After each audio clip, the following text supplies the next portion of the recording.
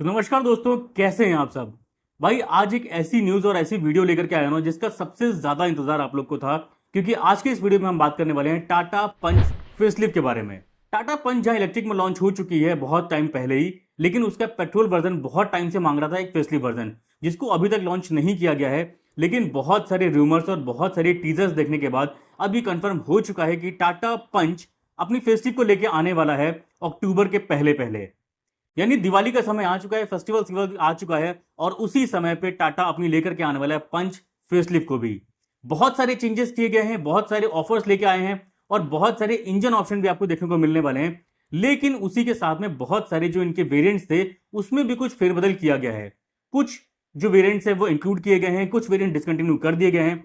तो क्या पूरी डिटेल्स है, कौन कौन सी ऐसी चीजें हैं जो हम बताने वाले हैं, वीडियो को पूरा देखिएगा। और जो लोग भी चैनल पर नए हैं ना, वो चैनल को सब्सक्राइब करके वीडियो को लाइक जरूर कर दीजिएगा। और टाटा पंच लवर्स चाहे वो प्लान कर रहे हैं या उनके पास हैं, वो कमेंट्स में जरूर बताइए कि आपको ये वीडियो कैसा लगा। टाटा पंच की सेल्स की बात करें तो भाई सबसे ज्यादा बिकने वाली गाड़ी रही है टाटा की तरफ से। लेकिन अगर हम पिछले 3 महीने की रिपोर्ट्स उठा के देखें तो टाटा पंच की सेल्स लगातार डिक्रीज होती चली गई है।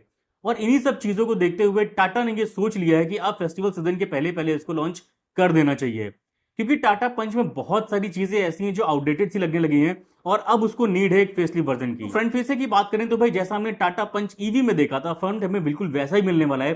थोड़े बहुत जो ट्रिम्स हैं वो चेंज रहने वाले हैं, जैसे कि कनेक्टेड डीआरएल्स आती है वो हमें टाटा पंच फेसलिफ्ट के अंदर देखने को नहीं मिलने वाला है।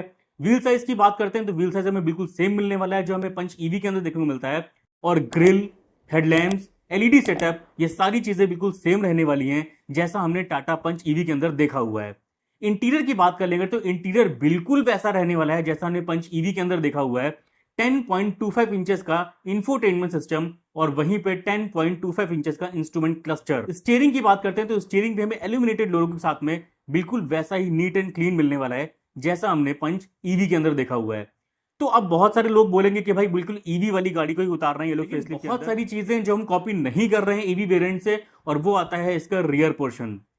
ईवी के रियर में अगर हम देखते हैं तो हमको कनेक्टिंग डिवाइस देखने को नहीं मिलती है, लेकिन टाटा पंच फेसलिफ्ट के अंदर जो पेट्रोल वेरिएंट में आएगी उसके अंदर अब हमें कनेक्टिंग डिवाइस देखने को मिलने वाली हैं। ये चीज कंफर्म हो चुकी है। कुछ स्पाई शॉट्स भी देखे गए थे और कुछ टीजर भी देखे गए थे जिसके अंदर साफ साफ दिखाया जा रहा है कि रियर पूरी तरीके से चेंज होने वाला है। बहुत सारे कस्टमर्स ऐसे थे जिनकी ये कंप्लेन थी कि फ्रंट से तो चलो आपने चेंज कर दिया ईवी को, लेकिन रियर आप भी वही है जो पुराना हमें देखने को मिल रहा था पेट्रोल वेरिएंट में। तो बहुत सारी चीजें हैं। अब डायमेंशन की बात करते हैं, 3800 mm के आसपास की है। और अगर डायमेंशन की बात करें तो इतनी गाड़ी की सबसे ज्यादा राइवल करती है एक्स्टर की, ये उसको खा जाएगी। और मैं बात करूं i20 और i10 नियोस को भी कहीं ना कहीं ये टक्कर देती है।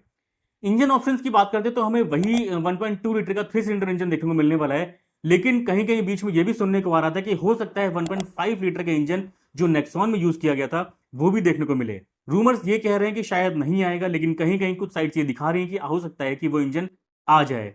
अगर पंच के अंदर नेक्सॉन वाला 1.5 लीटर का इंजन आ जाता है तो ये हो सकता है कि अपनी सेल्स यानी कि नेक्सॉन की सेल्स भी खा जाए। प्राइसिंग की बात करते हैं तो प्राइसिंग वही रहने वाली है, 6 लाख से लेकर के 8.5 साढ़े 9 लाख तक।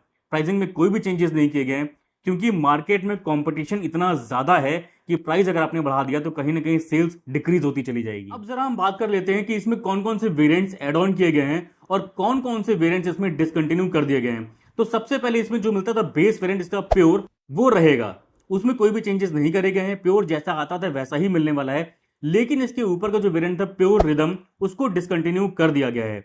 उसके बाद मिलेगा हमें प्योर ऑप्शनल। नेक्स्ट जो वेरिएंट आएगा वो आएगा एडवेंचर एस। नेक्स्ट अगर वेरिएंट की बात करूं तो आता है एडवेंचर प्लस एस।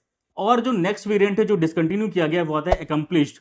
इस वेरिएंट को डिसकंटिन्यू कर दिया गया है, अब नहीं मिलेगा। और इसके बाद जो वेरिएंट मिलने वाला है वो मिलेगा creative plus S. Creative flagship जो वेरिएंट है इसको डिसकंटिन्यू कर दिया गया है।